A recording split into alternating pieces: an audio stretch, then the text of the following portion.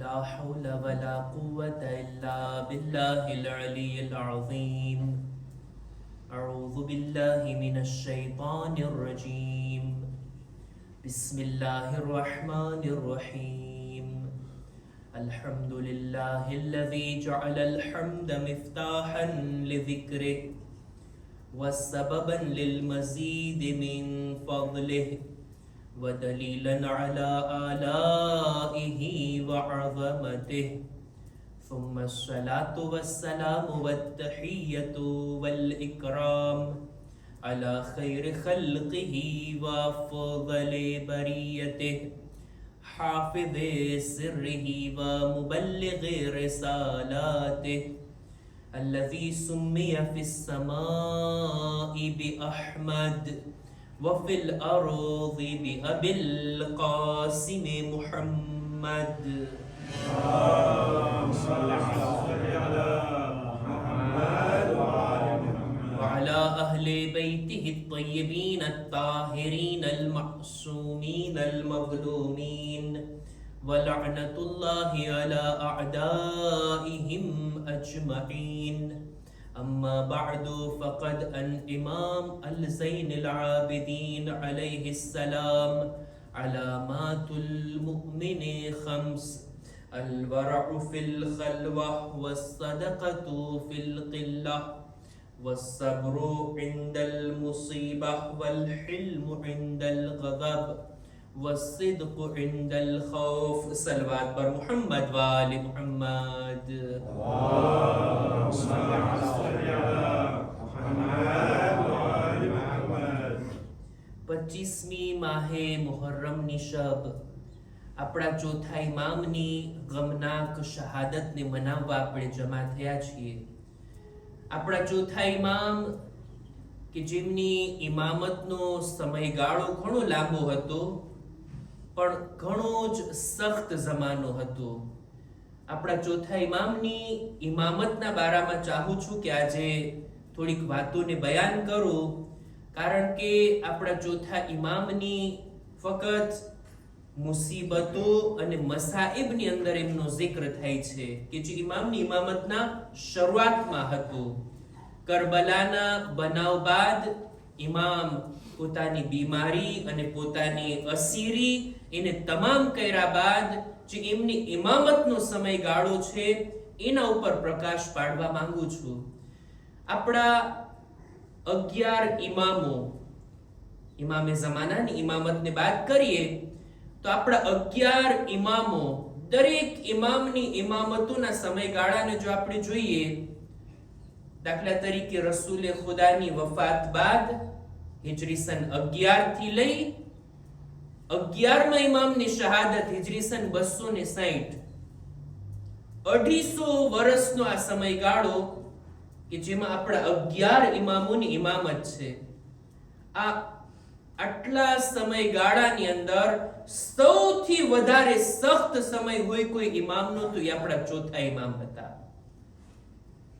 34 વર્ષ ઇમામની ઇમામતનો સમયગાળો છે. હિજરી સન 61 થી લઈ 95 સુધી, 61 થી લઈ 95 સુધી આ ઇમામની ઇમામતનો સમયગાળો. આટલો જ સમયગાળો છે આપણા છઠ્ઠા ઇમામ ઇમામે જાફર સાદિક અલૈહિસ સલામ.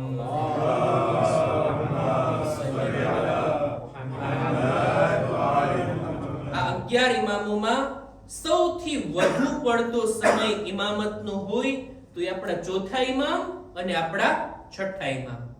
બંનેની ઇમામત છે 34 વર્ષ, પણ બંનેના જમાનાને આપણે જોઈએ તો કેટલો એની અંદર ફરક છે. આપણા ચોથા ઇમામ, એમની ઇમામત ક્યારે શરૂ થઈ? અસરે આશુરના, જ્યારે પોતે બીમાર હતા, ત્યારબાદ અસીર થયા અને એ હાલતની અંદર ઇમામની ઇમામતનો આગાઝ થયો. એમની ઇમામત અને યઝીદ મલઉનની હુકુમત. ઇમામ આઝાદ થઈ અસીરી પૂરી કરીને જ્યારે મદીના પાછા ફર્યા છે તો ખુદ મદીના શહેરની અંદર નથી રહેતા, મદીનાની બહાર એક કાળો ખૈમો લગાડીને ઇમામ ત્યાં રહે છે. મદીનાની બહાર પોતાની ફેમિલી સાથે, પોતાના બાલ બચ્ચાઓ અને પોતાના કુટુંબીજનોની સાથે મદીનાની બહાર ખૈમો રાખીને ત્યાં ઇમામ કયામ કરે છે. કરબલાના 2 વર્ષ બાદ હિજરી સન 63 ની અંદર જ્યારે યઝીદનું લશ્કર આવે છે મદીના ઉપર હુમલો થાય છે. 3 દિવસ સુધી એટલો હુમલો અને એટલા જુલ્મ થાય છે, વાકે હર્રા જેને કહેવાય.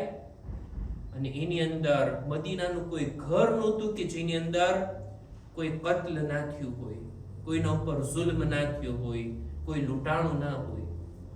આવા સખ્ત મોકાની અંદર ઇમામ તો મદીનાની બહાર હતા, આ બનાવથી મહેફૂઝ રહી ગયા.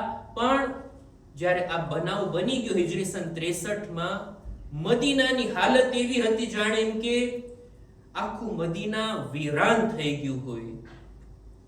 કેટલા લોકોને કત્લ કરવામાં આવ્યા, કેટલા ઘરોને લૂંટવામાં આવ્યા અને કેવા બુરા કામો થયા કે જેને અત્યારે બયાન કરવું મારું મકસદ નથી. ઈ સમયની અંદર ચોથા ઇમામ પોતાની ઇમામતના દૌરને આગળ વધારે છે અને યઝીદ હિજરી સન 64 માં વાસીલે જહન્નમ થાય છે ને. યઝીદ પછી આવે છે એનો દીકરો મુઆવિયા ઇબ્ન યઝીદ. ઈ પોતાના બાબાના હક પર ન હોવાનું એલાન કરે છે અને અહેલે બેતનો હક છે આ હુકુમત એવું સ્ટેટમેન્ટ આપે છે અને 40 દિવસમાં એને પણ કત્લ કરી નાખવામાં આવે છે. મુઆવિયા બિન યઝીદ બાદ હવે આવે છે મરવાનની હુકુમત. ઈ પણ જાલિમ, એકથી એક જાલિમોની હુકુમત. યઝીદ બાદ એનો દીકરો ઈ સારો હતો, એના પછી મરવાન, એની હુકુમત પણ લગભગ 1 વર્ષ ચાલે છે ને મરવાન બાદ મરવાનનો દીકરો હાકિમ બને છે અબ્દુલ મલિક બિન મરવાન. આ એટલો ખબીસ, એટલો જાલિમ બની ઉમૈયાનો ખલીફા, બની ઉમૈયાનો આ હાકિમ કે ચોથા ઇમામની ઇમામતનો વધુ પડતો સમયગાળો એની સાથે છે 20 વર્ષ સુધી. અબ્દુલ મલિક બિન મરવાન એટલા શિયાઓને કત્લ કર્યા છે, એટલા અહેલે બેતના ચાહવા વાળાઓને જિંદાનમાં રાખ્યા છે. આ જનાબે કુમૈલ અને એમના જેવા જે સારા શિયા હતા એ બધાની શહાદત આ સમયગાળામાં થઈ. અબ્દુલ મલિક બિન મરવાન એનો એક ગવર્નર છે હજ્જાજ ઇબ્ન યુસુફ સકફી, કે એની તો એક આખી અલગ દાસ્તાન છે. એના જિંદાનના કિસ્સા, એના લોકોને શહીદ કરવાના કિસ્સા મશહૂર છે તારીખની અંદર. અર્જ ઈ કરવા માંગુ છું કે આવો સમયગાળો છે ચોથા ઇમામનો. આવા જાલિમો, મદીનાની આવી વીરાની, કરબલાનો બનાવ બની ચૂક્યો છે, એનો ગમ પણ ઇમામના દિલમાં છે. અને આવા હાલાતની અંદર ચોથા ઇમામ પોતાની ઇમામતને અને ઇમામતની જવાબદારીને નિભાવે છે. ઇમામના આ 34 વર્ષના સમયગાળામાં જાણો છો ઇમામના શાગીર્દો કેટલા હતા. એ લોકો કે જેઓ આવીને થોડીક હદીસો ઇમામથી લીધા હોય, થોડુંક ઇલ્મ ઇમામથી શીખ્યા હોય, એવા ભરોસા પાત્ર અને સારા લોકો ઇમામને બહુ ઓછા મળ્યા છે. મરહુમ શેખ તુસી પોતાની કિતાબમાં લખે છે ચોથા ઇમામના અસહાબ, ઈ સહાબી કે જેઓ આવીને ઇમામથી કઈ લાભ ઉઠાવ્યા હોય 173 લોકો. 173 આંકડો બહુ નાનો કહેવાય 34 વર્ષની અંદર.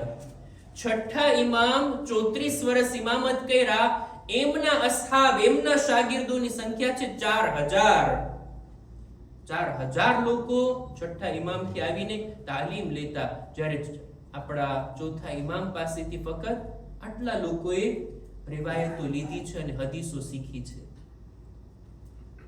આપણા ચોથા ઇમામ આવા સમયની અંદર કે જ્યાં તેઓ દર્સ નથી આપી શકતા, તકરીર નથી કરી શકતા, ખુતબો નથી આપી શકતા, ઇમામ કોઈ એવી બેઠક નથી સજાવી શકતા કે લોકો આવે અને ઇમામ કઈ ખિતાબ કરે, લોકો આવે ઇમામથી કઈ હાસિલ કરે, ઇમામથી કઈ પૂછે, એવું કઈ ના હતું.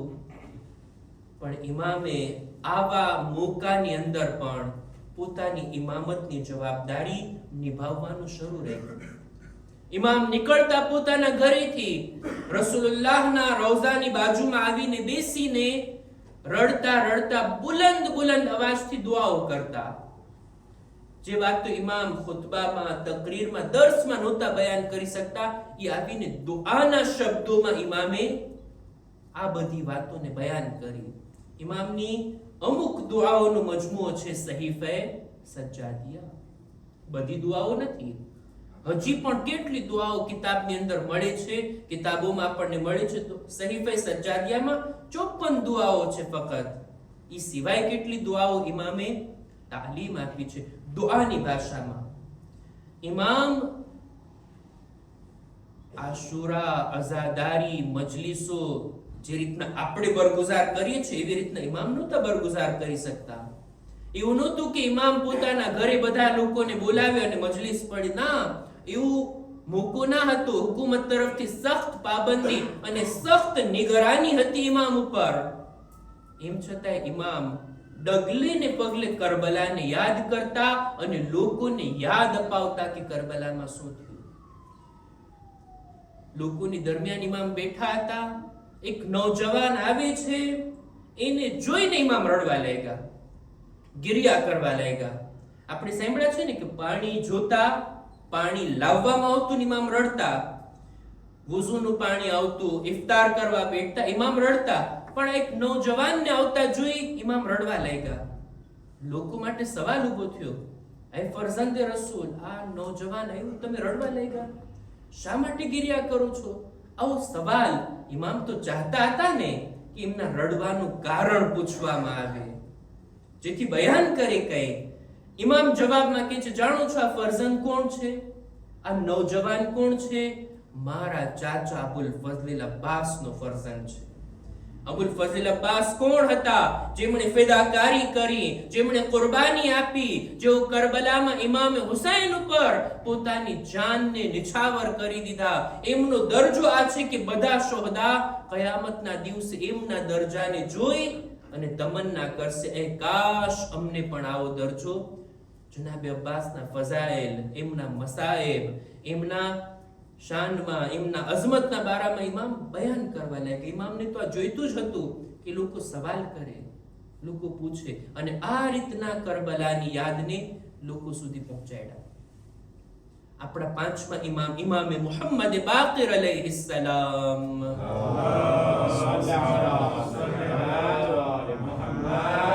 પોતે બયાન કરે છે કે મદીનાની બહાર અમે રહેતા હતા. મદીનાથી જ મારા બાબા, અમે સવારીની અંદર સવારી ઉપર સવાર થઈ અને મારા બાબા મને લઈને જતા. ક્યાં? મદીનાથી કૂફા. કૂફા જતા, મસ્જિદે કૂફાની અંદર ઇબાદતો કરતા. કૂફાથી બહાર નીકળી અને ત્યાં જઈ અમીરુલ મુમિનીનની ઝિયારત માટે મૌલા જતા અને ત્યાંથી પાછા ફરતા. એક સફરની અંદર એવું બન્યું, ચોથા ઇમામના એક સહાબી છે ને, અબુ હમઝા સોમાલી. અબુ હમઝા સોમાલી કહે છે, એક વર્ષ મેં જોયું કૂફાની મસ્જિદની અંદર એક સવાર, એક શખ્સિયત આવે છે, આવીને નમાઝ પડવાનું શરૂ કરે છે. એવી એમની નમાઝ, એવી એમની ઇબાદત, આ મકામ પર, પછી આ મકામ ઉપર, પછી આ જગ્યા ઉપર, પછી ઓલી જગ્યા ઉપર, એવી ખુશુ ખુશુ વાળી એમની નમાઝ, એવી એમની ઇબાદત, એવા એમના રૂકુ અને સજદા. એમ મહેસૂસ થતું હતું કે ફક્ત આ હસ્તી નમાઝ નથી પડતા, આખી મસ્જિદ નમાઝ પડવામાં એમનો સાથ આપે છે.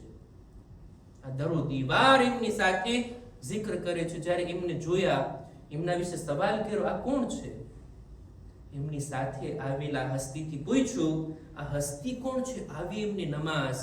જવાબ મળે છે, આ બીજું કોઈ નહીં, અલી ઇબ્નુલ હુસૈન ઝૈનુલ આબિદીન અલૈહિસ્સલામ છે.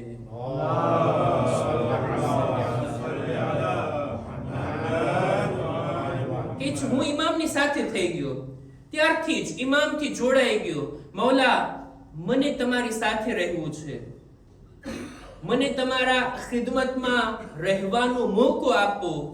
ઇમામ એને સાથે લીધા. ઇમામ એને કહે છે, ચાલ મારી સાથે આવીશ, આપણે જઈએ અમીરુલ મુમિનીનની ઝિયારત કરવા માટે. આ ઈ જમાનો છે કે જ્યારે મૌલા અલીની કબ્રનું નિશાન જાહેર નહોતું કોઈ માટે. કોઈને ખબર નહોતી મૌલા અલીની કબ્ર ક્યાં છે. ચોથા ઇમામનો જમાનો છે ને.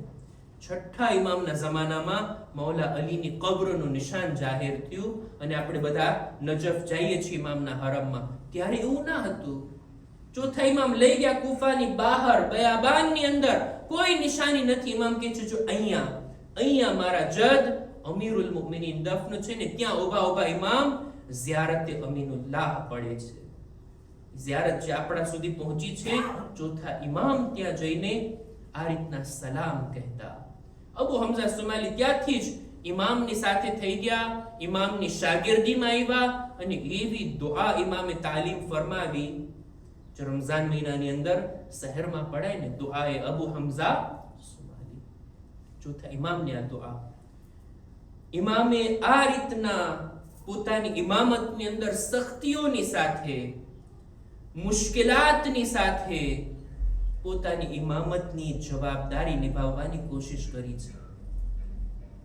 ઈ જમાનાની અંદર કે જ્યાં લોકોના હાલાત એવા હતા, કેવા જાલિમ ખલીફાઓ હતા જેની વાત મેં કરી, એવી રીતના જુલ્મ થયો હતો મદીના ઉપર કે મદીનાના હાલાત, ગરીબો, ફકીરોની સંખ્યા એટલી વધી ગઈ હતી કે ઇમામ પોતે પોતાના દેખરેખ હેઠળ 400 ફેમિલીનો ખર્ચ ઉપાડતા.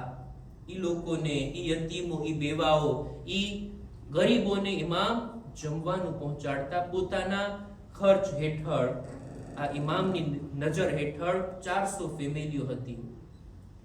અને એવી રીતના ઇમામ લોકોની મદદ કરતા કે લોકોને ખબર પણ ના પડતી કે આ મદદ ક્યાંથી આવી રહી છે. ઇમામની શહાદત બાદ આ રાજ ખુલે છે કે આપણને જે જમવાનું આપી જતા એ બીજા કોઈ નહીં, આ ચોથા ઇમામ હતા. ગરીબીની અંદર, ફકીરીની અંદર ઇમામ આ રીતના લોકોની મદદ કર્યા છે. ઇમામ બજારમાં જતા અને ગુલામોને ખરીદીને પોતાના ઘરે લઈ આવતા, ખિદમતો કરાવવા માટે નહીં, બલકે ઇમામ જે કોઈ ગુલામને ખરીદીને લાવતા 1 વર્ષથી વધારે ના રાખતા. 1 વર્ષ સુધી એને પોતાના ઘરમાં દીનના અહેકામ, દીનની તાલીમ, અકાયદ, અખલાક આ બધું શીખાડતા. આટલું શીખાડી દીનદાર બનાવી એને આઝાદ કરી દેતા કે હવે તારે ગુલામી નથી કરવાની, હવે તું આઝાદ છો. એને થોડોક માલ પણ આપતા જેથી ઇજ્જતની સાથે પોતાની જિંદગીને પસાર કરી શકે. આ રીતના ઇમામે એક સારા સમાજને બનાવવાની કોશિશ કર્યા છે. આટલી સખ્ત હાલાતની અંદર, આટલી સખ્તીઓની અંદર પણ અમુક ચીજો આપણને ચોથા ઇમામની યાદગાર તરીકે મળી છે. એક છે સહીફે સજ્જાદિયા, જે મેં કીધું 54 દુઆઓ છે. ઝિયારતે અમીનુલ્લાહ છે. આવી ખાસ દુઆઓ છે, દુઆ અબુ હમઝા સુમાલી જેવી. સાથોસાથ ઇમામે રિસાલતુલ હુકૂક નામની આ એક નાની એવી બુકની અંદર 50 કે 51 હક લેખા છે. ખરેખર ઈ પણ જોવા જોઈએ, વાંચવા જોઈએ. ચોથા ઇમામની આ યાદગાર ચીજો જે આપણા સુધી પહોંચી છે. ચોથા ઇમામ કુરાન મજીદની આયતોની તફસીર લોકોને બયાન કરતા. જ્યારે પણ એમનાથી સવાલ કરવામાં આવતો, પૂછવામાં આવતું, જુદા જુદા મોકા ઉપર કુરાન મજીદની આયતોથી લોકોની હિદાયત કરવાની કોશિશ કરતા રહેતા. ઇમામે જે દુઆઓ તાલીમ ફરમાવી, ચાહું છું એ દુઆનો એક જુમલો અત્યારે તમારી સામે બયાન કરું અને ઇમામની બયાન કરેલી એક હદીસ અને આપની જહેમત તમામ. ઇમામની દુઆઓમાંથી એક દુઆ છે, દુઆએ મકારિમુલ અખલાક. નામ તો સાંભળ્યા છીએ, ઇન્શાઅલ્લાહ જિંદગીમાં ક્યારેક પડ્યા પણ હશું, ક્યારેક તિલાવત પણ કરી હશે. આ એ દુઆ છે કે જેનો તર્જુમો પડવાની તાકીદ કરું છું.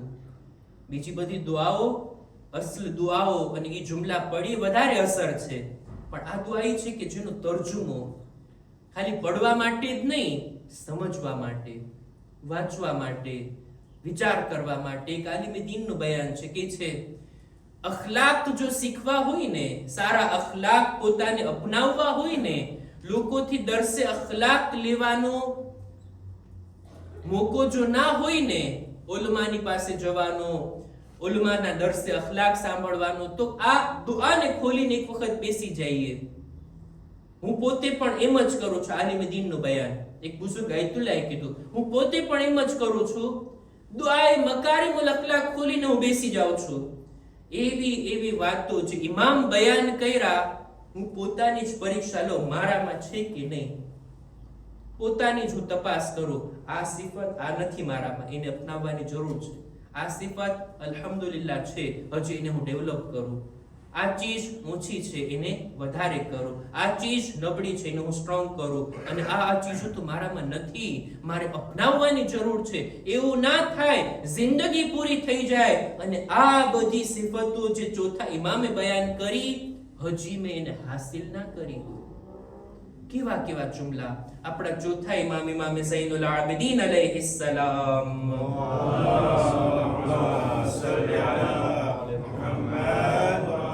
કેવી રીતના ખુદાની બારગાહમાં આ રીતના તલબ કરે છે. ખુદાયા, આ દુઆનો એક જુમલો, વઅલ્બિસની ઝીનતલ મુત્તકીન ફી બસ્તિલ અદલ વકઝમિલ ગૈબ. હે ખુદાયા, તારા નેક બંદા, મુત્તકી અને પરહેઝગાર બંદાઓ, એને જે સારા રૂહાની લિબાસ તે અતા કર્યા છે, મને પણ એવો લિબાસ અતા કર. મુત્તકીનનો લિબાસ, લિબાસથી મુરાદ આ કપડા નથી, બલકે લિબાસથી મુરાદ રૂહાની સિફતો અને ક્વોલિટીઝ છે કે જે ઇન્સાનમાં હોવી જોઈએ. એ ખુદા, તારા ખાસ બંદાઓમાં જે સિફતો આપીને એમની શખ્સિયતને તે શોભીતી બનાવી છે, ખુદાએ મને પણ અતા કર. કઈ કઈ સારી સિફતો? બસ્તિલ અદલ, ખુદાએ ન્યાય અને ઇન્સાફથી વર્તવાની તૌફીક. વકઝમિલ ગૈઝ, ગુસ્સાને પી જવાનો મને પાવર અતા કર. વઇત્ફાઇન નાઇરા, ખુદાયા ક્યાંય પણ કજિયા અને ઝઘડા થતા હોય, એ કજિયાની આગને બુઝાવવાની તું મને તૌફીક અતા કર. વઝમ્મ અહલિલ ફુરકા, લોકોમાં જ્યાં જુદાઈ અને ભાગલા પડી ગયા છે, મને આપસમાં લોકોને મેળવવાની તૌફીક અતા કર. ઇમામ કેવી કેવી વાતોને માંગે છે.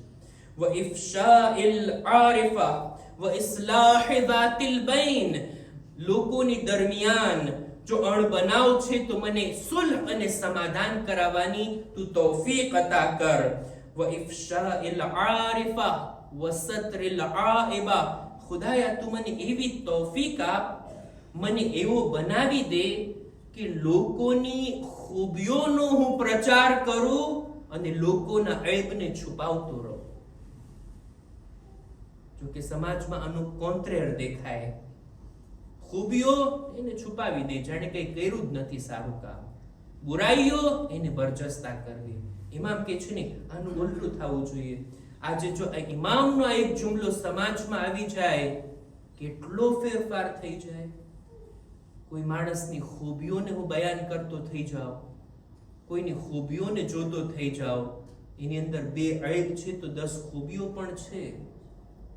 અને આ ફક્ત લોકો માટે જ નથી, સમાજ માટે જ નથી, ખુદ પોતાના ઘરની અંદર, પોતાના ઘરવાસની અંદર.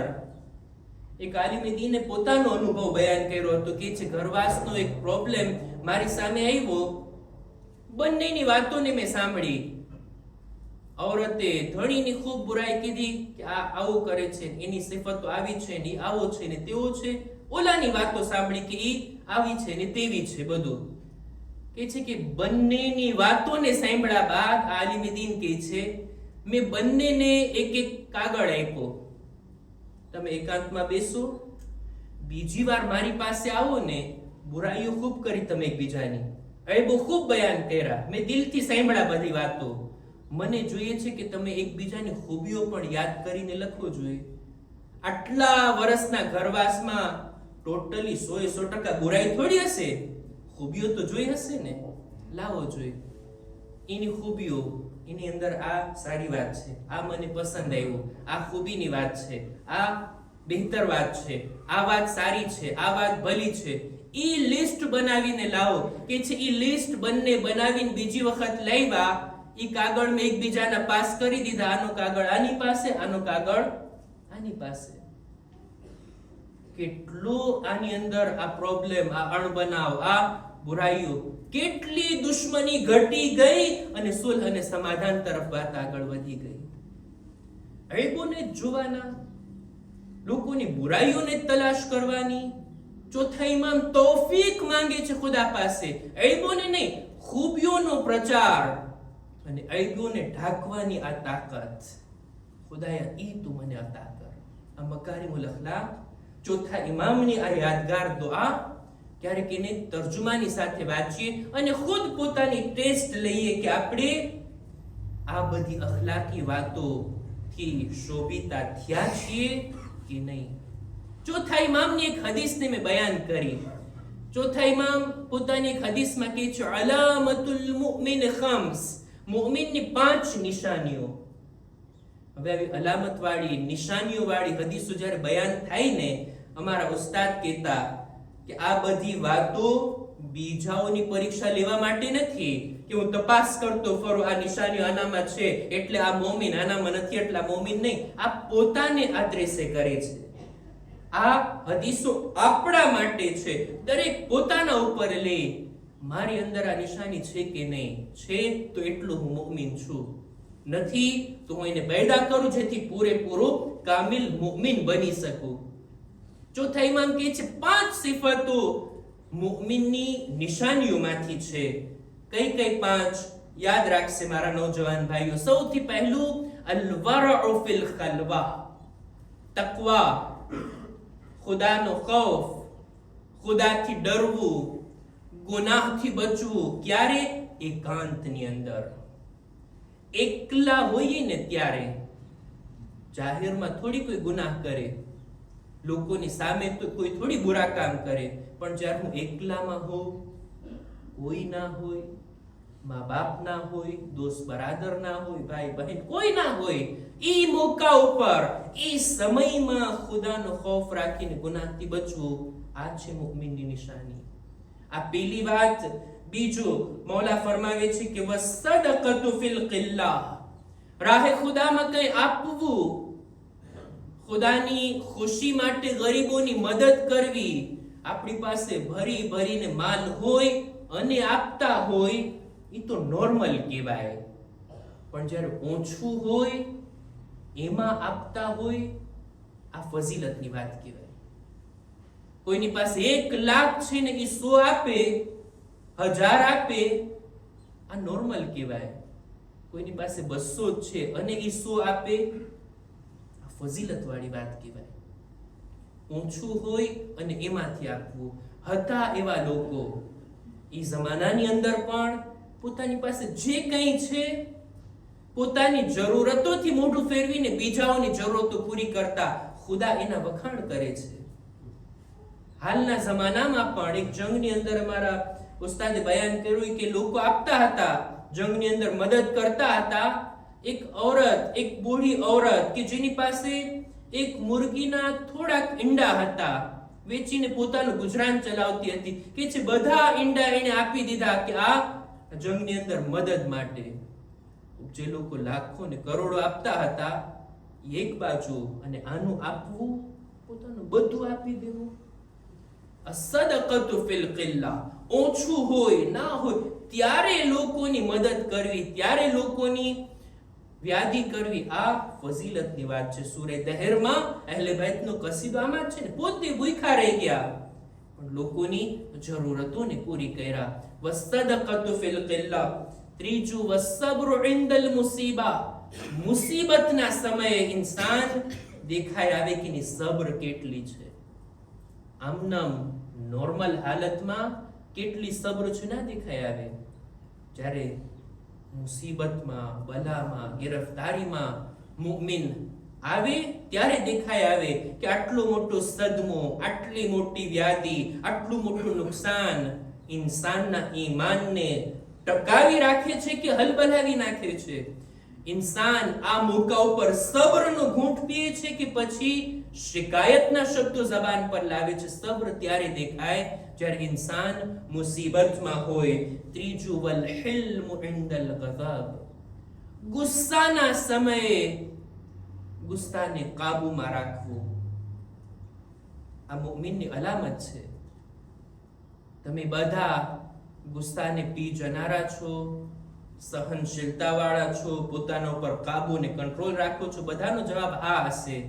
પણ જ્યારે ગુસ્સાનો મોકો આવે ત્યારે જોઈ લો કંટ્રોલ કેટલો છે. શબ્દો ઉપર, વર્તાવ ઉપર, પોતાના હાથ ઉપર, પોતાના બોડી લેંગ્વેજ ઉપર કંટ્રોલ કેટલો છે. આ દેખાઈ આવે જ્યારે ઇન્સાન ગુસ્સામાં હોય. ગુસ્સાની અંદર પોતાને કંટ્રોલમાં રાખવું આ મુમિનની નિશાની. અને છેલ્લું વસિદ્કુ ઇન્દલ ખૌફ, સાચું બોલવું આ મુમિનની નિશાની. પણ ક્યાં? ઈ જગ્યા ઉપર કે જ્યાં સાચું બોલવામાં કે હિંમત ચૂકવવી પડે, કે આપણને ડર હોય, ખૌફ હોય, ઈ મોકા ઉપર પણ સાચું બોલવાનું ઇન્સાન ના ચૂકે. આ છે ખરો મુમિન અને મુમિનની નિશાની. આ 5 અલામતો ઇન્સાન પોતાની અંદર અપનાવે, જુએ કે હું ખરી રીતના મુમિન છું ચોથા ઇમામની નજરમાં કે નહીં.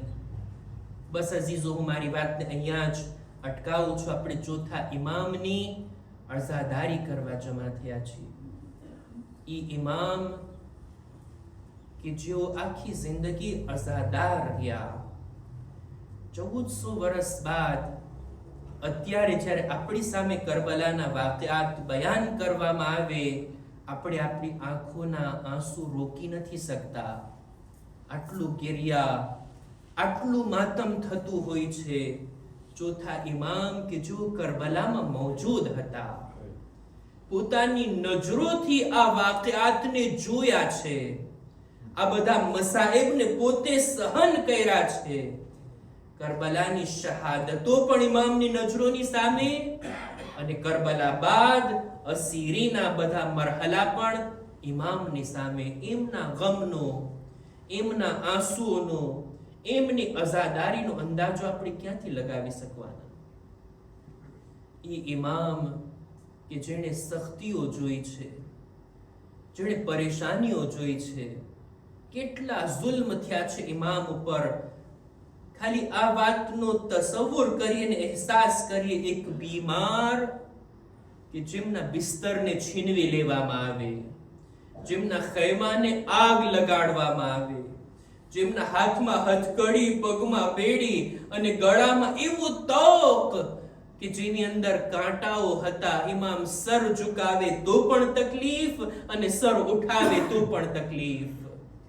આવી હાલતમાં આટલા સમય સુધી, આટલી લાંબી સફર કરીને કરબલાથી શામ અને કરબલાથી કૂફા અને કૂફાથી શામ, બાજારોની અંદર અને દરબારોની અંદર જિંદાનમાં રહીને આવી તકલીફો ઉઠાવી. ચોથા ઇમામનું એક ઊંટ હતું જેના ઉપર ઇમામ 22 વખત હજની સફર કર્યા. એક તાઝિયાનો ઇમામ નથી લગાવ્યા, એક કોડો એને નથી માર્યા. ઇમામની શહાદત બાદ આ ઊંટ પોતાની જગ્યાએથી નીકળી અને ઇમામની કબ્ર સુધી પહોંચી અને ચોથા ઇમામની કબ્ર ઉપર પોતાનું માથું ઘસતા ઘસતા ત્યાં જ પોતાની જાન આપી દે છે. જુએ છે, જાનવર છે, સમજે છે, મારા આકા આટલા વર્ષ મારી સાથે સફર કર્યા, એક તાઝિયાનો નથી લગાવ્યો.